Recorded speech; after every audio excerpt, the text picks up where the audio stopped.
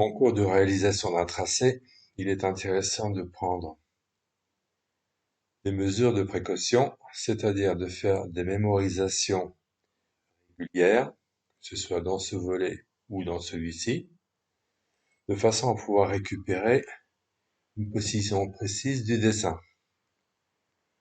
Donc, nous poursuivons notre tracé. Nous avons vu ici comment modifier les mesures.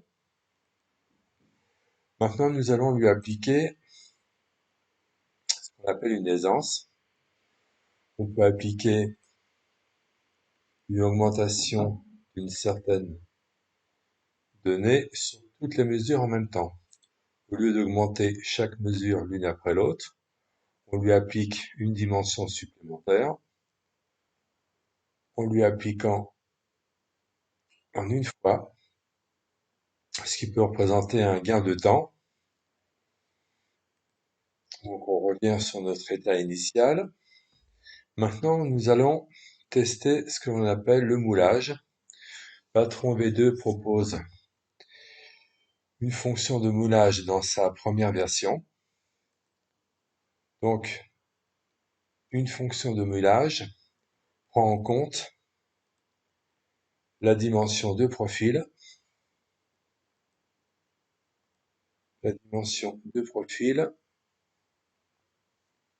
du buste. Ici, nous voyons que l'intersection est pratiquement complète.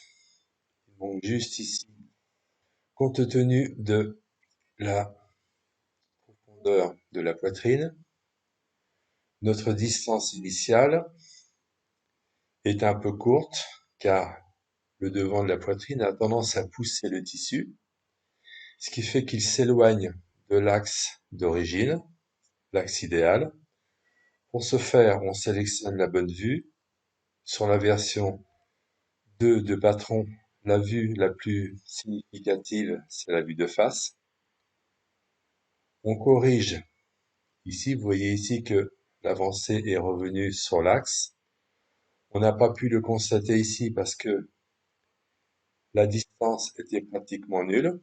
On va faire un test en augmentant la poitrine de façon à bien voir sur la vue de face la modification apportée. Donc on revient sur l'état initial. On prend la vue de face, ici.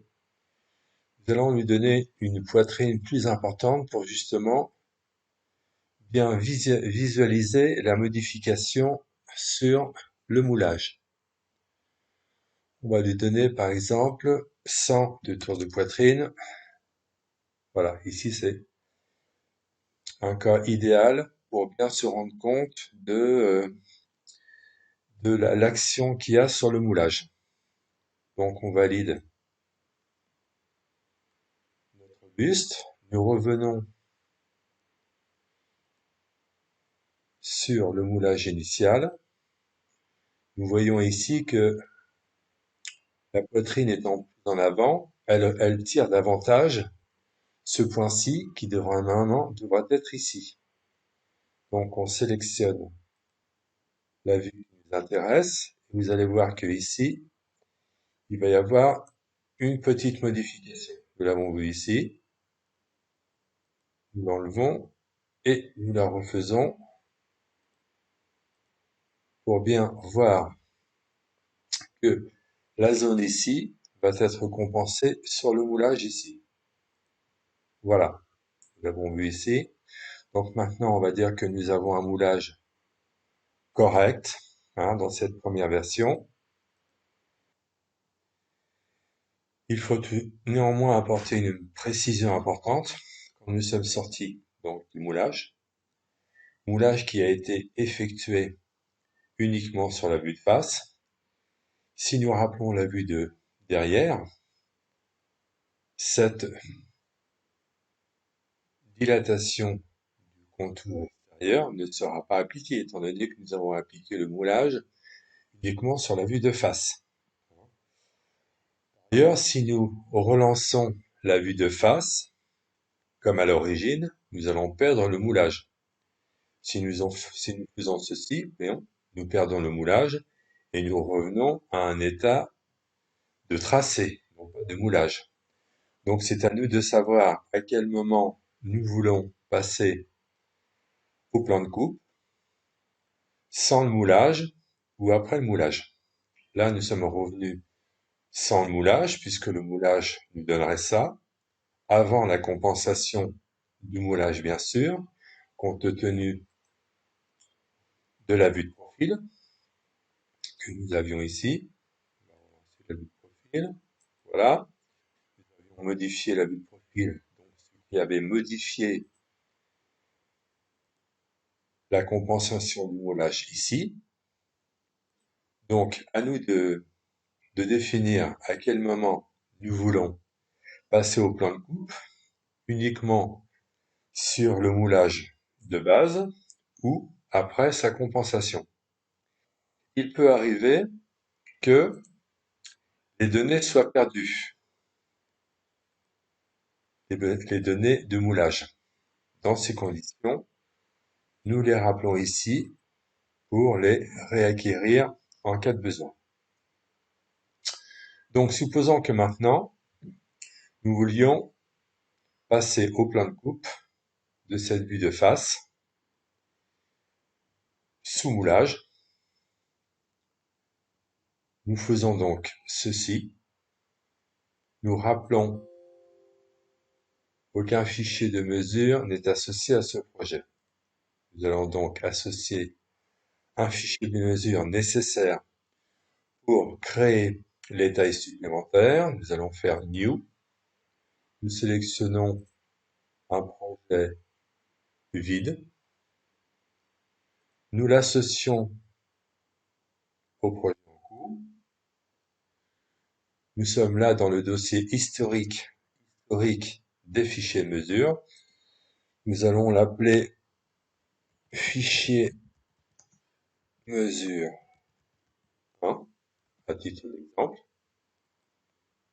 Voilà. Maintenant, nous savons que le fichier de mesure ici que l'on voit dans le projet est associé à notre projet. Donc, nous retournons dans notre volet ici pour définir nos plans de coupe. Donc là, nous avons bien rappelé la vue de face et non pas la vue de derrière. Nous avons la vue de face.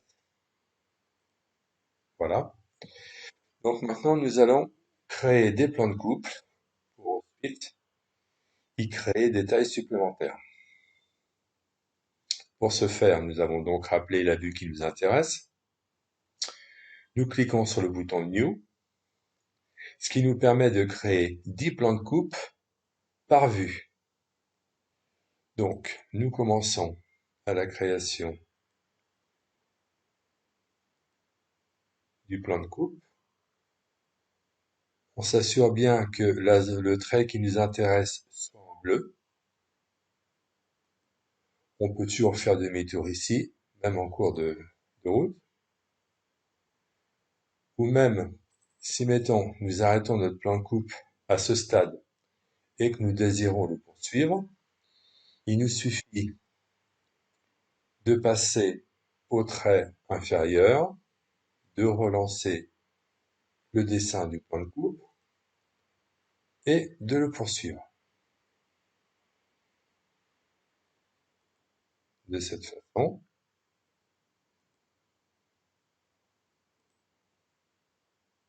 et un double clic sur le dernier point pour bien finir le tracé du plan de coupe.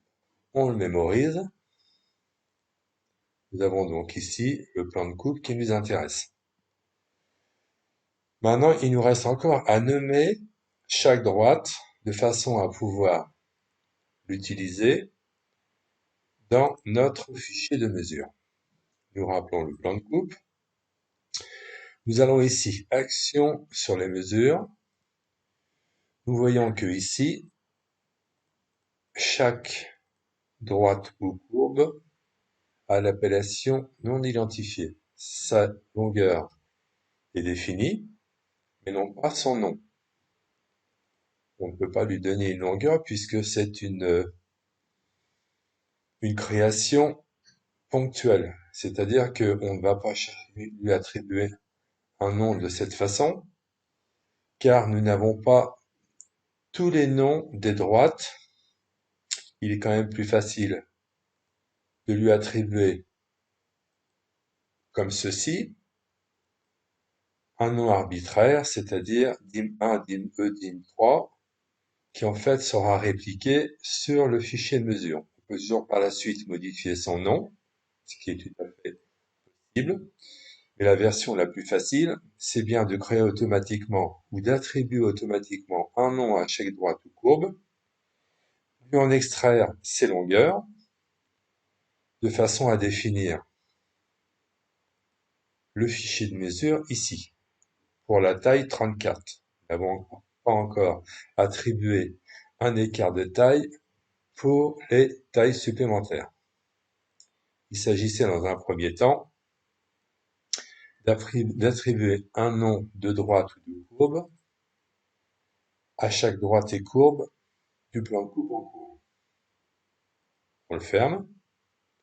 Maintenant, nous allons attribuer, car ici, si nous essayons de créer une taille supplémentaire, Patron va nous dire que aucune droite, aucune mesure pour la taille que nous voulons créer n'a été appliquée. C'est normal, étant donné qu'ici, nous avons pour la taille 36, 0. Nous allons, à titre d'exemple, attribuer à toutes les tailles un écart de 1 cm. Pour ce faire, nous choisissons l'écart de taille et nous l'attribuons à toutes les tailles. Nous voyons bien que ici, la dîme 1, qui fait 22,09, fait maintenant 23,09 et 24 et ainsi de suite sur toutes les tailles. Donc on a attribué 1 cm d'écart de taille sur toutes les tailles et sur toutes les mesures. Nous pouvons les modifier l'une après l'autre ici. Et là, nous employons la méthode la plus rapide et la plus simple pour une première présentation. Nous revenons donc sur notre plan de coupe. Maintenant ici, nous voyons que le message a disparu. Et nous créons la taille supplémentaire. Ici, nous voyons ici que les liaisons ne sont pas encore précisées. Liaisons qui vont l'être une fois qu'on aura rafraîchi la liste. Voilà, nous avons ici notre taille de base et notre taille 36 avec 1 cm d'écart ajouté. Nous allons maintenant, en plus de l'écart de taille, lui attribuer ce qu'on appelle une marge de taille, c'est-à-dire la marge qui est utilisée pour faire la couture. On va laisser ici 1 cm, on peut modifier droite par droite la marge appliquée. Là, on va lui mettre que 1 cm. Si on applique l'ensemble, on voit que nous avons ici la taille de base, la taille 36, et sur la taille 36, nous avons bien la marge de couture qui lui est attribuée. Nous pourrions faire de même sur la taille de base. On voit bien que la taille de base a aussi sa propre marge de couture. Après, il s'agira de choisir la taille désirée pour l'imprimer de cette façon. Mais on y reviendra par la suite. Donc ici, nous avons donc notre taille de base, taille 34, et nous avons ici la taille 36 qui est ajoutée. Nous voyons ici quelques petits défauts que nous allons corriger.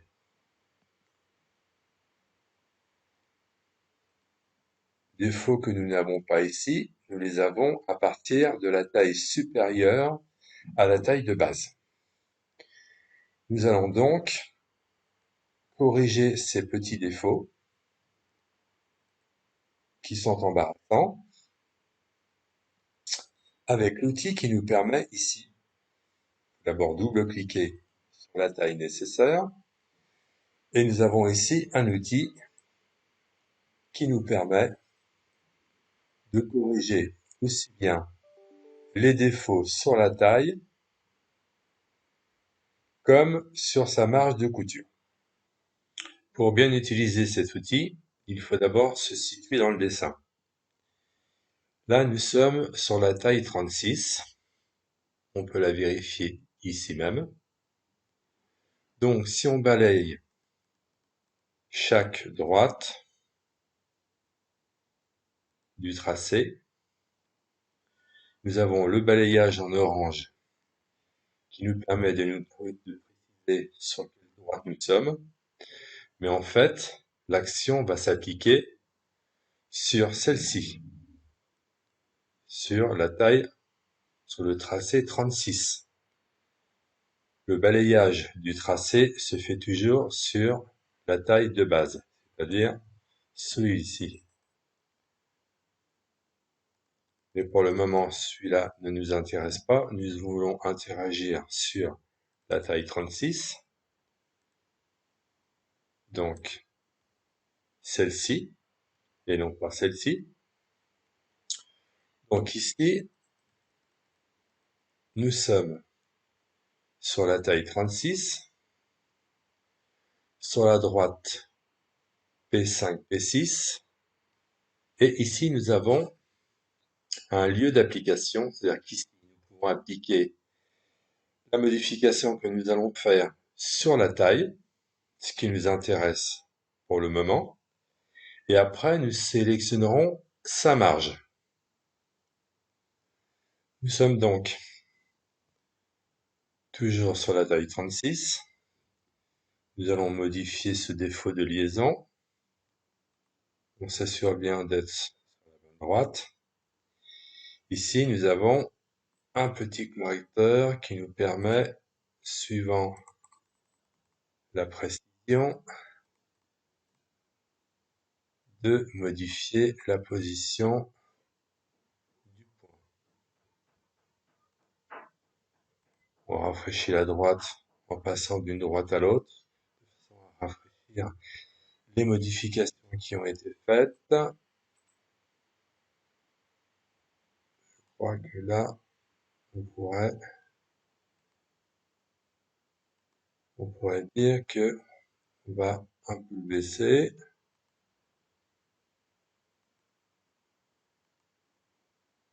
Bon, je pense que là, c'est bon. Voilà. Nous allons corriger ici, puisque nous étions sur la taille. Maintenant, nous allons corriger sa marge de couture.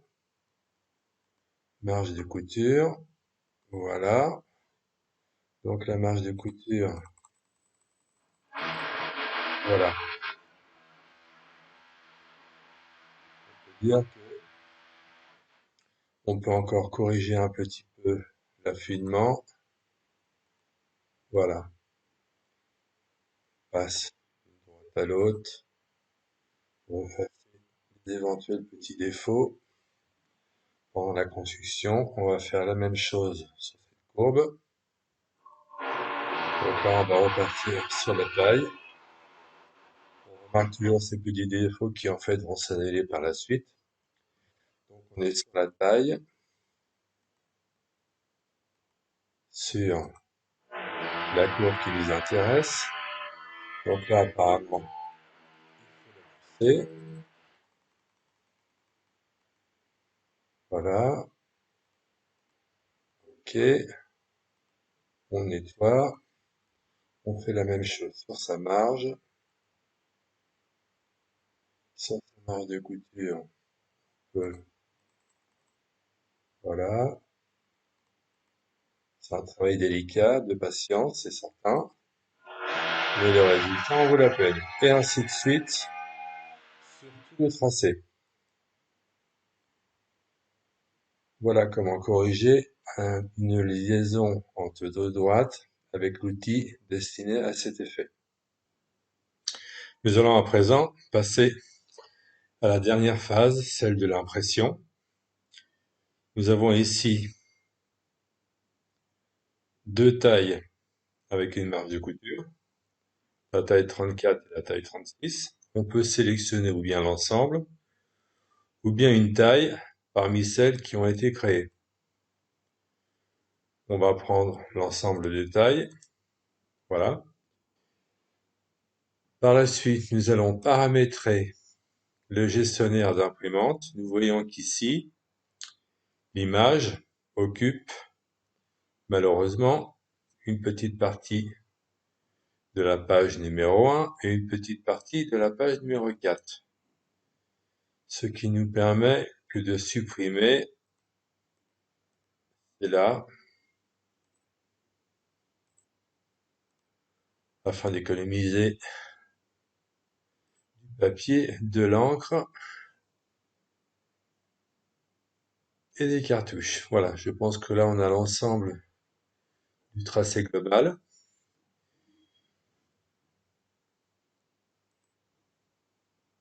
Nous allons veiller tout d'abord à ce que l'imprimante par défaut soit sélectionnée. Nous allons sélectionner l'outil PDF, ce qui nous permettra de faire une sortie directement sur un fichier PDF et non pas via imprimante, car le fichier PDF sera ensuite imprimé et assemblé pour obtenir le patron final. Donc nous revenons à notre mosaïque déjà programmée et nous allons l'imprimer.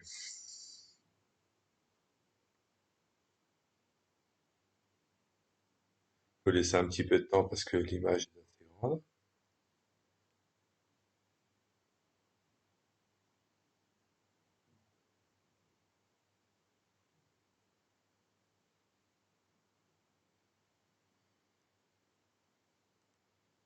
On va relancer le processus.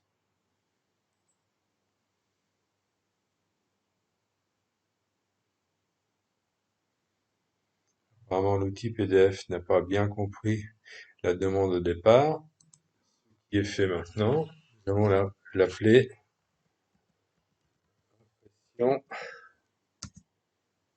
impression plan, plan de coupe, plan de coupe 1.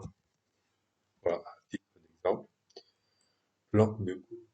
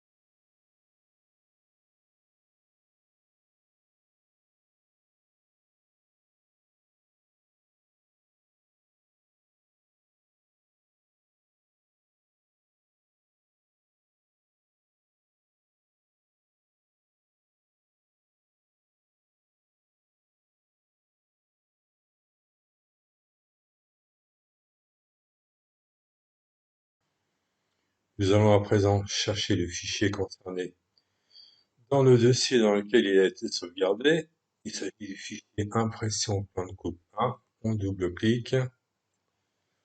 On attend l'ouverture du PDF correspondant. Ça peut prendre quelques secondes. On scrolle. On voit ici la partie qui correspondait à celle-ci, sur la page numéro 1. Et on verra en page numéro 4 cette partie-là. Donc, on reprend. Donc là, on voit le visuel des zones intermédiaires. Et nous avons bien sur la page numéro 4 cette partie-ci qui correspond à celle-ci. On affiche. Voilà. En fait, il s'agira par la suite d'imprimer le contenu de ces 6 feuilles et de les assembler pour obtenir le patron final, c'est-à-dire celui-ci. Donc nous avons bien ici nos 1, 2, 3, 4, 5, 6, 7, 8. Correction. 8 feuilles à assembler pour obtenir ce patron final. Voilà, nous avons passé en revue de façon rapide l'ensemble des tâches à effectuer pour imprimer un patron sous patron V2.